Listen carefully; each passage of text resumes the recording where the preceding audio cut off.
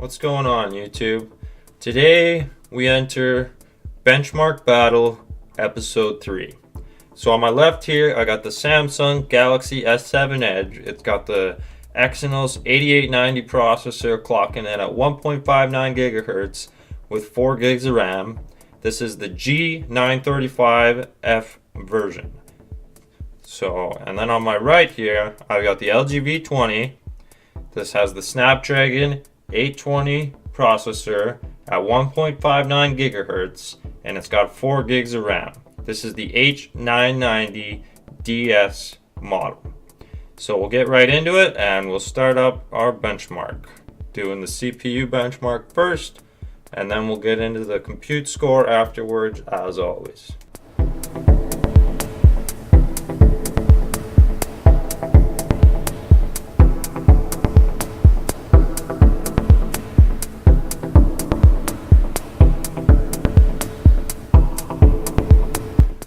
So just as the Galaxy S7 Edge is finishing up here, I just wanted to note that the reason why I'm changing the aspect ratio of my videos from 16:9 to 18:9 is so that they will work on the latest models of phones, namely the LG G6 and the Galaxy S8 and S8 Plus.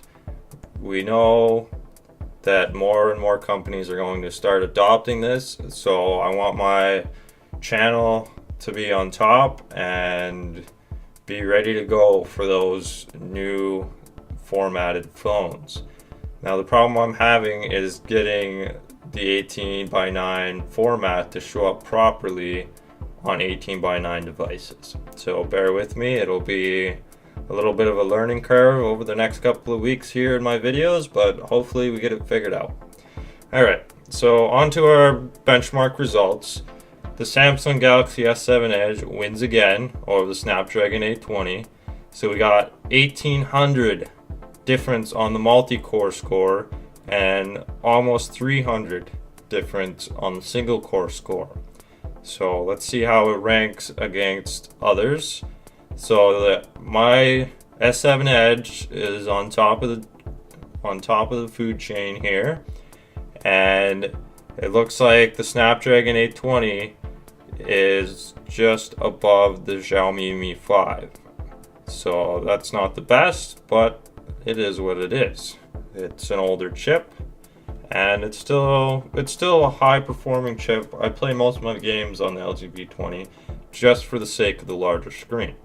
So also the S7 Edge is on top of the food chain in multi-core scores, and the Snapdragon 820 is just above the OnePlus 3 in multi-core score. So now we will move on to compute scores and see how those graphics processing units do.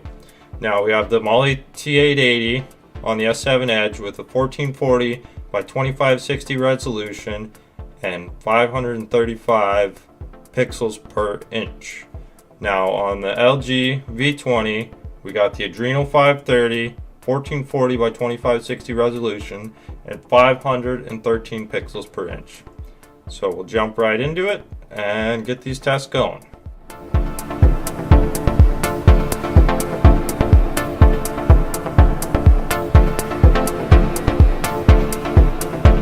Alright, so we're finished up here.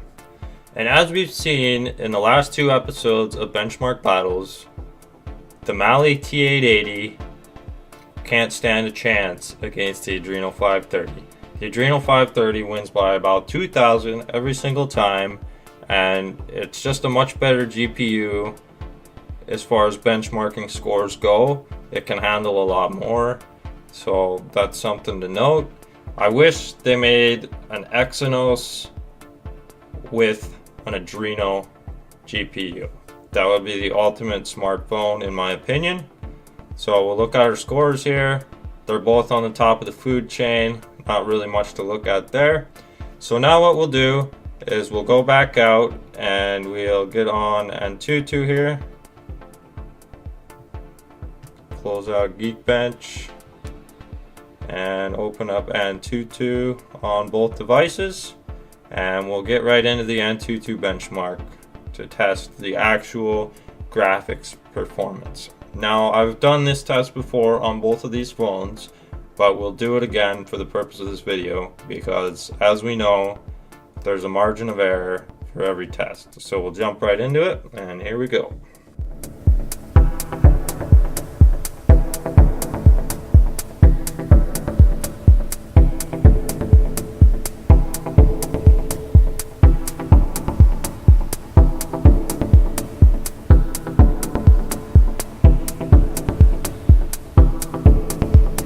Alright, so finishing up here, as we've seen previously, the Adreno 530 kicks butt every time over the Mali T880.